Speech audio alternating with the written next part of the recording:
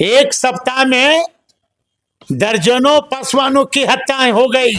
सैफ जवान, दुखहरण पासवान, बालू माफिया के द्वारा गोली मार दिया गया, हत्या कर दी गई। बाढ़ के अकबरपुर में 22 वर्षीय रजनी पासवान को हत्या कर दी गई। शंकर पासवान मुजफ्फरपुर का रहने वाला था, उसकी हत्या कर दी गई। नालंदा में पवन पासवान नाम के लड़का को हत्या कर दी गई। अभी तक कठाकथित मठाधीश अभी तक संज्ञान लेने नहीं गए। पासवानों की हत्या हो गई है इनके सरकार में। तो वो तो दलित सेना नीतीश कुमार जी से क्यों नहीं चिराग जी मांग करते हैं कि इस्तीफा देनी चाहिए? 3-4 दिन में पूरे बिहार में 32 वर्षीय कोमल पासवान, जो कि मोतिहारी के मधुबन गांव में को लड़की को उंगली काट दिया गया। उसके साथ 5 पासवान को काट दिया गया उंगली, मतलब 6 लोगों का। गांव घर में एक महिलाएं जो है बिहार की गाना गाती है, गीत गाती है शादी में। भोजपुरी टोन है, बताइए। भोजपुरी से कहिए या मगहा के टोन है। अच्छा। कि हथिया हथिया शोर कैला, अच्छा। हथिया हथिया शोर कैला, गधो न लैला रे, धुत तेरी के। अब डॉट डॉट डॉट डॉट। और मैं धन्यवाद देता हूं चुनाव आयोग को कि उनके कृपा से बिहार में सरकार बन गई। और कुछ मंत्री का बयान मैंने सुन रहा था जो कि केंद्र में मंत्री हैं, कि जिस तरह बिहार में हम जीते हैं उसी तरह यूपी भी जीतेंगे, बंगाल भी जीतेंगे। नमस्कार, मैं अमरीक सिंह निब्रान और आप देख रहे हैं खबर वन। हमारे साथ हैं साधु पासवान जी, राष्ट्रीय जनता दल के दलित प्रकोष्ठ के प्रेसिडेंट। क्या कहिएगा सर, जो अभी चुनाव परिणाम आ चुके हैं, आज कल नीतीश कुमार जी ने 10वीं बार मुख्यमंत्री की शपथ ली, उसके तो इस पे क्या कहना चाहेंगे? मतलब कि ये राष्ट्रीय जनता दल जहां ये SIR का मामला उठा रही थी, वोट चोरी का मामला उठा रही थी, तेजस्वी यादव पदयात्रा निकालते हैं पूरे बिहार में, और एक तरीके से कहा जाए कि एंटी इनकम्बेंसी जैसा माहौल आया था कि बिहार में इस बार नीतीश कुमार का सरकार हटने वाली है और तेजस्वी की सरकार आने वाली है। लेकिन ये पासा कहाँ पलटा और अचानक से राष्ट्रीय जनता दल 25 सीटों पर सिमट गई। क्या बोलेंगे सर इसके बारे में?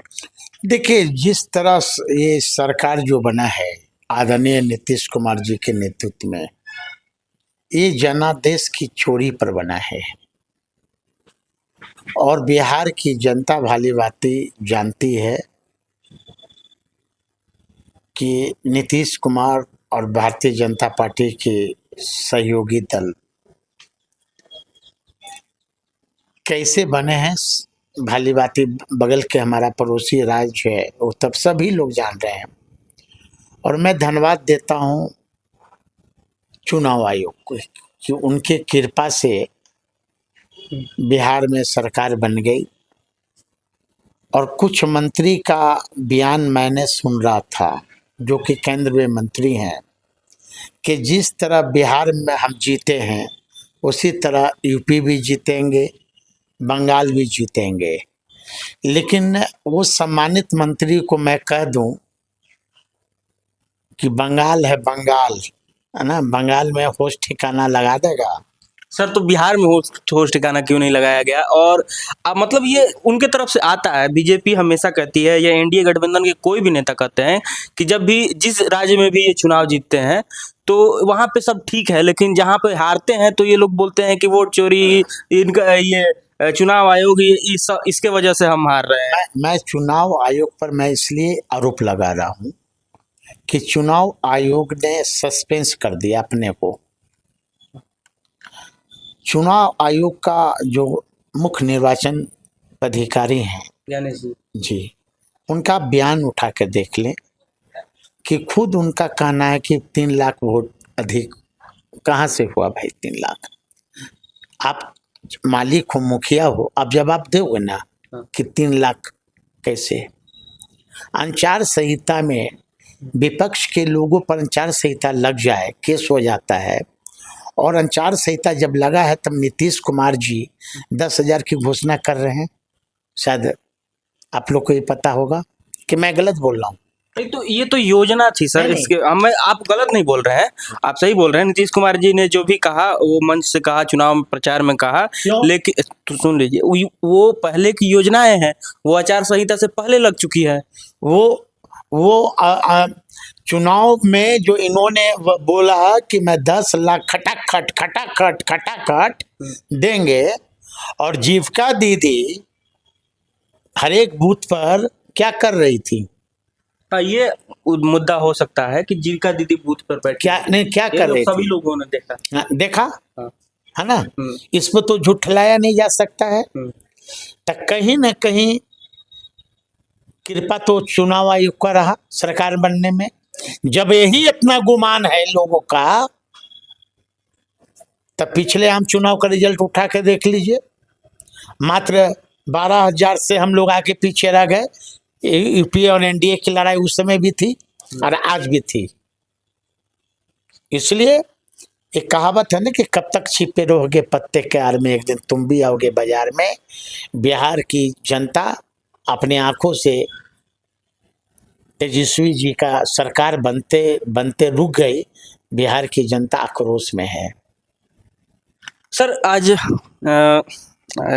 चिराग पासवान जी ने प्रेस कॉन्फ्रेंस किया, उसमें उन्होंने तेजस्वी यादव को एक नसीहत दी कि अगर आप में काबिलियत है तो आप नेता बन जाएंगे, आप अपने पिता के जो भी किए गए कार्य हैं उसको आप फिर से दिखा पाएंगे, और जनता के बीच अगर आप मतलब अगर काबिलियत है तब आप जीत कर आएंगे, वरना नहीं। तो क्या मानते हैं सर कि तेजस्वी यादव में काबिलियत है या नहीं आपके हिसाब से? जब तेजस्वी यादव जी में काबिलियत नहीं रहता, तो पिछले बार का जो मैंने जिक्र किया कि 10,000 वोट से एनडीए और यूपीए के हम लोग आंकड़ा में पिछड़ गए, काबिलियत था तब ना। काबिलियत नहीं रहता तब पिछले बार 75 से 80 सीट ऐसी लिया है। काबिलियत तेजस्वी जी में नहीं रहता तो डिप्टी सीएम बने होते। आप बताओ ना चिराग जी कि आप में काबिलियत क्या है? तेजस्वी जी तो सीएम भी बन गए, और सीएम नहीं बने, डिप्टी सीएम। हाँ, वही मैं बोल रहा हूँ। आप ही का भाग, आप ही का मुंह का आपके जो अंदर रखे हुए ना किस, है ना। काबिलियत तो चिराग जी आप बताओ ना भाई, कि आपके लोगों के द्वारा, आपके रिश्तेदारों के द्वारा, आपके वर्करों के द्वारा नारा लगता था कि अगला मुख्यमंत्री चिराग पासवान हो। डिमांड हुआ। मुख्यमंत्री के बाद फिर डिप्टी सीएम भी डिमांड हुआ। गांव घर में, आप ही गांव से आते हैं, हम भी आते हैं। गांव घर में एक महिलाएं जो है बिहार की गाना गाती है, गीत गाती है शादी में। भोजपुरी टोन है, बताइए। भोजपुरी से कहिए या मगहा के टोन है। अच्छा। कि हथिया हथिया शोर कैला, अच्छा। हथिया हथिया शोर कैला, गधो न लैला रे, धुत तेरी के। अब डॉट डॉट डॉट डॉट। तो चिराग पासवान तो 2 मंत्री लेकर आ गए, तो वो उसका अर्थ ये हुआ, उसका अर्थ ये हुआ कि आपने ढिंढोरा बहुत पीट लिया कि मुख्यमंत्री बनेंगे, मुख्यमंत्री बनेंगे। आप डिप्टी सीएम भी आप अपने झोली में नहीं लाए। चिराग जी, मैं आपसे आदर पूर्वक मैं कहना चाहता हूं कि जब से नीतीश जी की सरकार बनी है, हाल फिलहाल रिजल्ट आए हुए हो गए, 1 सप्ताह करीब हो गए ना, 3-4 दिन। 3-4 दिन में पूरे बिहार में 32 वर्षीय कोमल पासवान, जो कि मोतिहारी के मधुबन गांव में को लड़की को उंगली काट दिया गया, उसके साथ 5 पासवान को काट दिया गया उंगली, मतलब 6 लोगों का। फिर पटना में सैफ जवान, दुखहरन पासवान, बालू माफिया के द्वारा गोली मार दिया गया, हत्या कर दी गई। बाढ़ के अकबरपुर में 22 वर्षीय रजनी पासवान को हत्या कर दी गई। शंकर पासवान मुजफ्फरपुर का रहने वाला था, उसकी हत्या कर दी गई। नालंदा में पवन पासवान नाम के लड़का को हत्या कर दी गई। अभी तक कटाकटित मठाधीश अभी तक संज्ञान लेने नहीं गए। पासवानों की हत्या हो गई है इनके सरकार में। तो वो तो दलित सेना नीतीश कुमार जी से क्यों नहीं चिराग जी मांग करते हैं कि इस्तीफा देनी चाहिए? एक सप्ताह में दर्जनों पासवानों की हत्याएं हो गई, अभी तक कोई सुध लेने के लिए नहीं गया। मैं तो मांग करता हूं नीतीश कुमार जी से कि शीघ्र प्रशासन और शीघ्र बिहार सरकार संज्ञान ले और दोषी व्यक्तियों को गिरफ्तार किया जाए। और नहीं तो यदि गिरफ्तारी नहीं होती है तो चिराग पासवान से मैं मांग करता हूं कि आप सत्ता में हो, आप सरकार में शामिल हो। अब बहाना नहीं चलेगा चिराग जी। पिछले बार बहुत बहाना मारते थे कि ना मैं 3 में ना हूं, ना मैं 13 में हूं। सरकार में नहीं थे पिछले बार, अब तो सरकार में है। अब आप मांग कीजिए मुख्यमंत्री से बिहार में शासन राष्ट्रपति शासन क्यों नहीं लागू हो। तो आप चाहते हैं कि बिहार में राष्ट्रपति शासन लागू हो जाए? भाई एक समाज की हत्या हो रही है।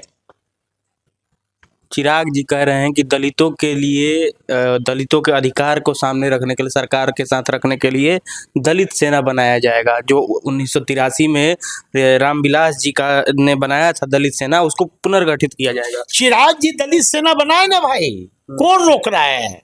ये लोकतंत्र है। दलित सेना का मैं भी फाउंडर मेंबर रहा हूँ, दलित सेना का मैं प्रदेश अध्यक्ष रहा हूँ। दलित सेना स्वर्गीय रामविलास पासवान 1983 में बनाए थे। इसलिए बनाए थे, रामविलास पासवान जी का कहना था कि जुल्म करो मत, जुल्म सहो मत।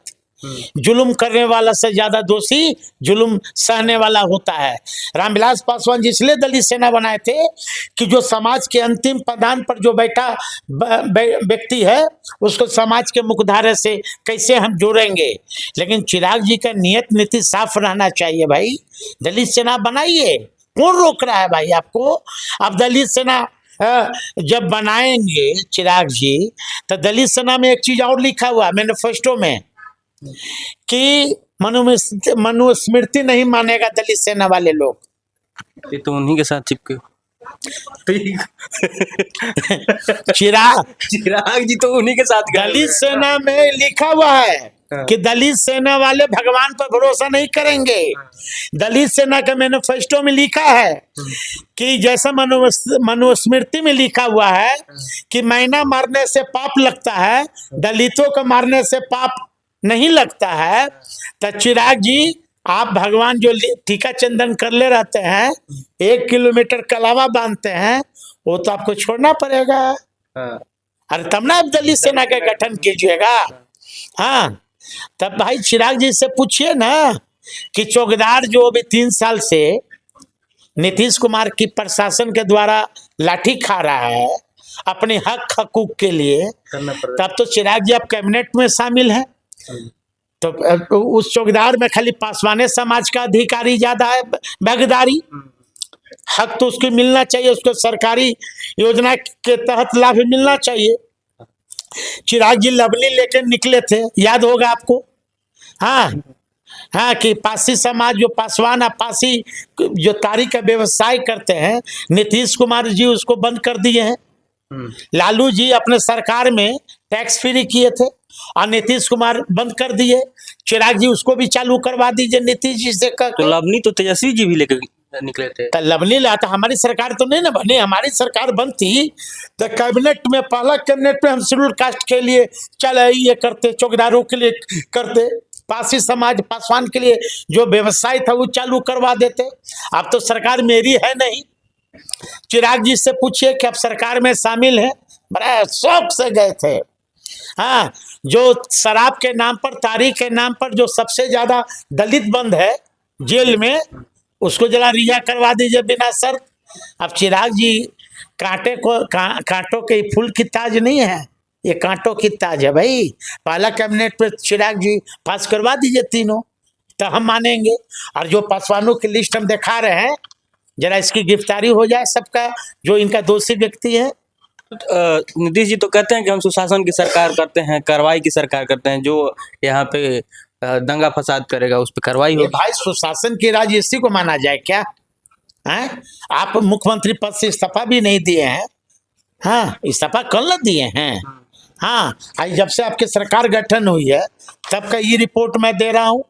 और चिराग पासवान जी अभी तक ये नहीं गए पीड़ित परिवार से मिलने। वो तो दलित सेना का गठन कर रहे हैं। अच्छा, दलित सेना इसलिए गठन होगा हाँ कि आपकी सरकार है, आप नहीं बच सकते कि ना मैं 3 में हूँ ना 13 में हूँ। अच्छा, ये बताइए कि दलित सेना का मतलब इतना दिन बाद कैसे याद आया चिराग पासवान को? उतना दिन से कुंभकर्ण की तरह सोए हुए होंगे, अच्छा, सत्ता की मलाई खा रहे थे। इतना दिन से दलितों पे जो अत्याचार हो रहा था तो वो बोलते थे कि मतलब मैं सरकार में नहीं हूँ, तो लेकिन अपनी सरकार के से वो मांग करते थे कि उन पे कार्रवाई हो। भाई चिराग जी क्या क्या खा के बोलते हैं, हमको समझ से परे है। यही चिराग जी आरोप लगाते थे ना कि नीतीश कुमार अब अचेत अवस्था में है, नीतीश कुमार के मानसिक संतुलन खराब है, नीतीश कुमार सृजन घोटाला के आरोपी हैं। मैं नहीं बोलता था, चिराग पासवान बोलते थे।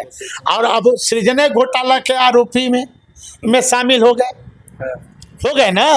यही चिराग जी बोलते थे मानसिक संतुलन इनका खराब है, तो मानसिक संतुलन वाले के साथ ये वो हो गए। आज तो उनके घर जाते हैं, आप तो उनके घर जा रहे हैं, पैर छू रहे हैं।